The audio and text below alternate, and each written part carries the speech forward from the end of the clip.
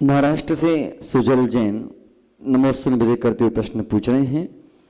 अगर कोई व्यक्ति सुबह स्नान कर चुका है और उसके बाद अणमुकार मंत्र का जाप करने के से पहले उसे फिर से शौचालय जाना पड़े, तो क्या उसे केवल हाथ धोकर मंत्र का जाप करना चाहिए या दोबारा स्नान करना चाहिए? कृपया समाधान करें।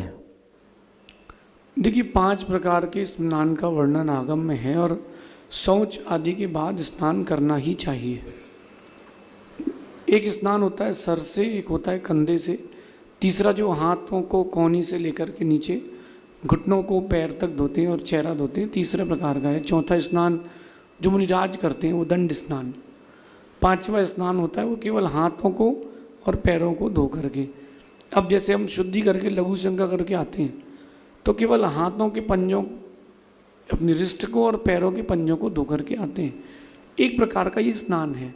मंदिर में जाते तो हाथ पैर धो करके जाते, ये भी एक स्नान है। लेकिन कभी भी शौचालय आदि अपन कर सुबह सुबह हो करके आए हैं, उसके बाद स्नान करना चाहिए। अगर स्नान के बाद ऐसा कुछ हो जाए तो 1 मिनट और लगेगा, आपको शुद्धि करना चाहिए, क्योंकि शरीर की पवित्रता आपकी बहिरंग साधना में साधन होती है।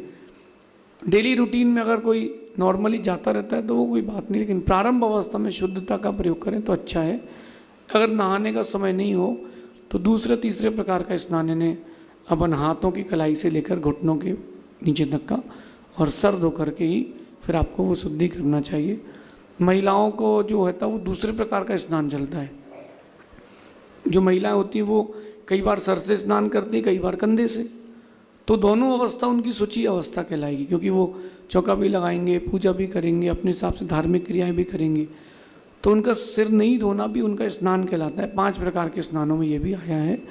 ऐसा आगम में कथन आता है, पंचविधम स्नानम करके, ऐसा समझिए।